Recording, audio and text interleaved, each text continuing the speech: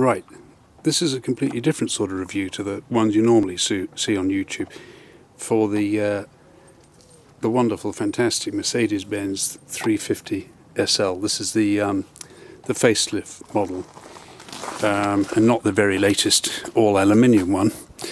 This is the facelift one, which some people thought it looked a little bit jazzy when it first came out, and I thought it looked a bit too snazzy, but you get used to it after a while, and I now think it's actually a very nice looking motor car.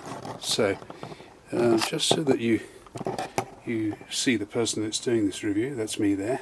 You don't often see the person taking these YouTube films, but what I thought I'd do is just show you what it's like to actually live with the 350 SL, because if you're like me, it's the sort of car, an SL is the sort of car you've always wanted, but you could never either never afford one, or your wife wouldn't let you buy one, or when you could afford it you had children, and as you can see there's absolutely no way that they'll fit in the back. You can just about get a suitcase in there, and it's just not practical as your first or only car.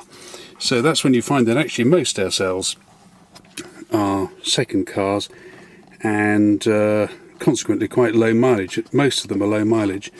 They're parked up quite a lot of the time, which is a shame in some ways, but such is life. When you're old and grey and fat, you can afford one, and then you're trying to figure out what to do with it. But it is a very, very nice motor car to go on holiday in, put the roof down, and I won't show you the roof going down because everybody does that. It's got a rather, on this model, see they've improved it on the other one, it's got rather a flimsy button to put the roof down. But what I always find is that if you're in traffic and you've had the roof down and it's raining, you need to sort of count to about 15 whilst you press the button and the roof goes up, because it'll stop halfway if you try and move when you're putting the roof up or down. And the nice thing is you can actually drive along on this Mercedes at about 60 odd miles an hour in absolutely torrential rain, and the rain just goes over the top of the windscreen and over the back of the car, and you're perfectly dry. So although people might think you're crazy, it's actually quite pleasant. It's only when you stop at the traffic lights you get absolutely drenched, then you need to put the roof up. On this one it's got the rather snazzy glass roof, which I understand is you close this blind over it when it gets too hot to stop the sun coming in hot countries, but actually in England, of course, you have it open the whole time to let a little bit more sunlight in.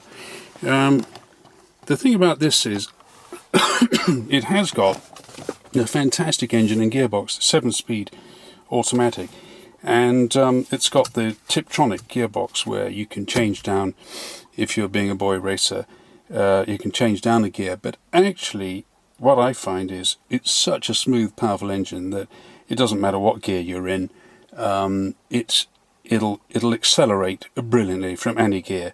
And so I never use the Tiptronic because I let the car decide what gear I should be in. It's much more capable of it than I am, and not like the old automatics where you could say, oh, I'm in drive or first, second, third, that sort of thing. This one, it chooses the gears, and really you've no idea what gear you're in.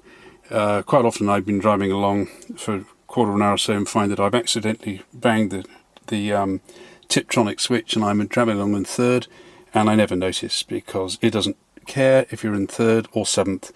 It's incredibly quiet and incredibly smooth. So, but what it does do, it goes up into the highest gear it possibly can, as soon as it can, and that's what you have to get used to.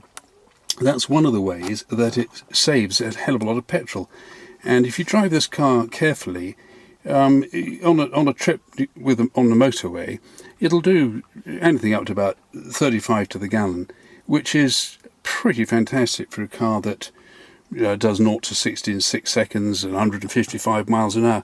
You can get the bigger versions, the sort of 500 and what have you, but the 500 SL, if you look at the stats, it's marginally quicker and uses quite a lot more petrol. In every other respect, it's pretty well the same. So I can't see the huge advantage of having one. Hold it there.